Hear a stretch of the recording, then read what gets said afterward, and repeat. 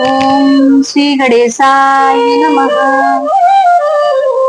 आज बहुत ही सुंदर प्रसंग है। माता अनसुईया जी माता सीता को पतिव्रत धर्म का ज्ञान दे रही है। इस प्रसंग को पूरा सुनिएगा, बहुत ही आनंद आएगा।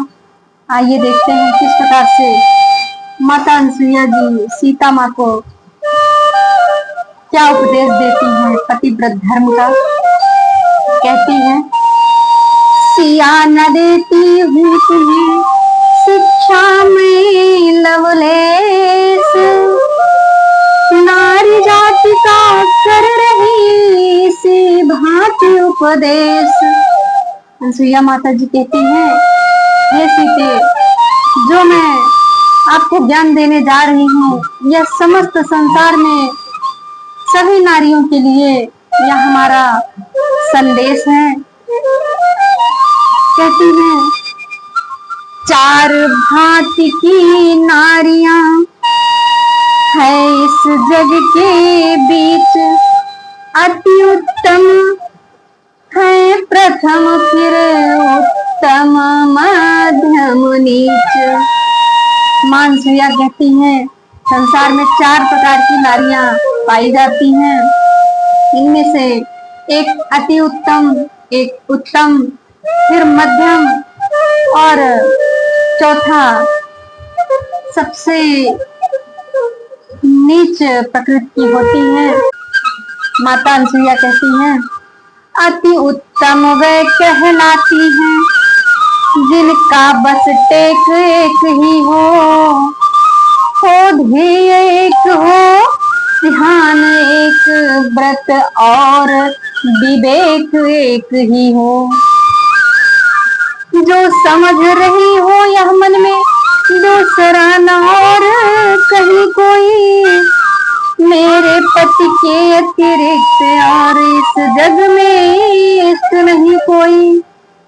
और क्या कहती हैं, पति ही व्रत है, पति ही गति है, पतिमय ही सब घर बाहर है, मैं परमेश्वर को क्या जानूं, मेरा पति ही नारायण है।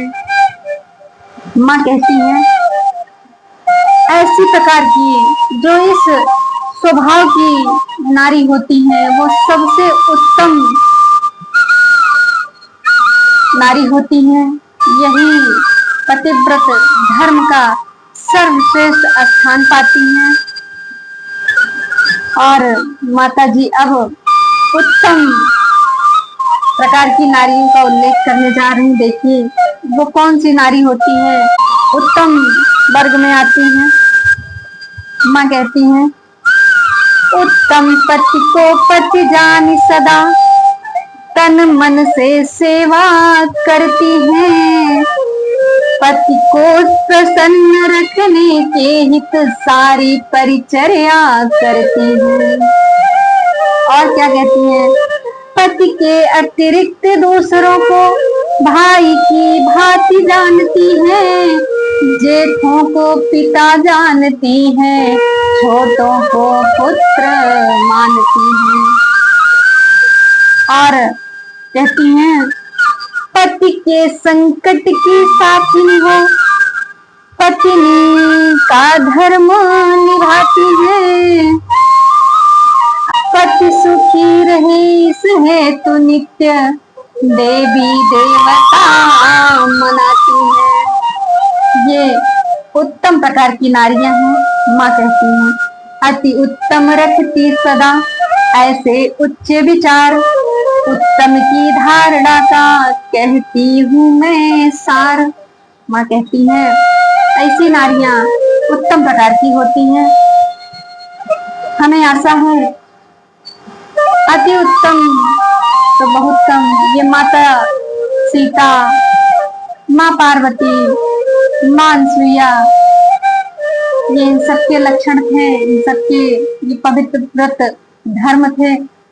लेकिन आज के युग में उत्तम नारियां ही सर्वोत्तम कहलाएंगी, जो कि अपने पति के लिए देवी देवता मनाती रहती हैं। यही उत्तम प्रकार की नारी है। अब माँ मध्यम वर्ग की नारी का वर्णन करती है, आइए देखते हैं। यह है उत्तम नारी के धर्म कर्म और ज्ञान।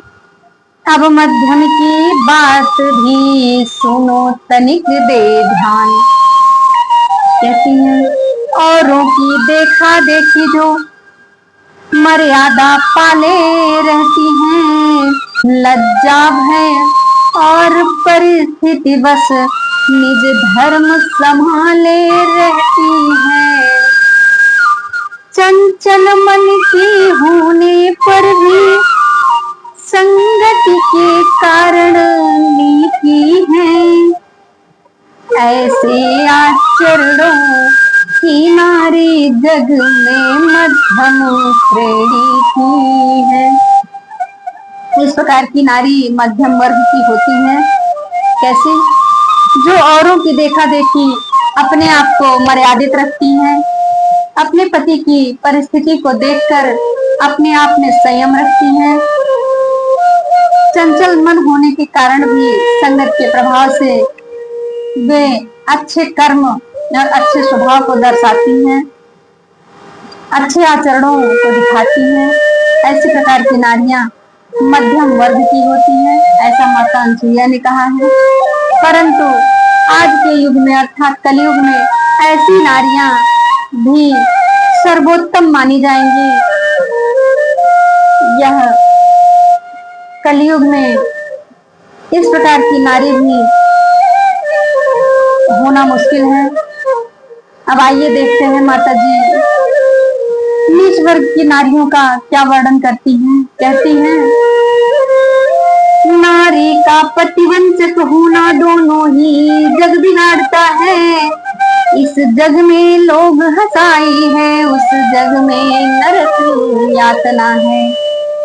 और कहती हैं व्यभिचारिणी को इस पृथ्वी पर कहता है भला नहीं कोई, परलोकों में ऐसे को भी करता है क्षमा नहीं कोई। अतएव उचित है नारी को रखे स्वधर्म पर ध्यान बहुत है। स्वधर्म तो धन धाम बहुत, ऐश्वर्य बहुत संताप बहुत। माँ कहती हैं कभी भी इस प्रकार की नारी को स्थान नर्क में भी नहीं मिलता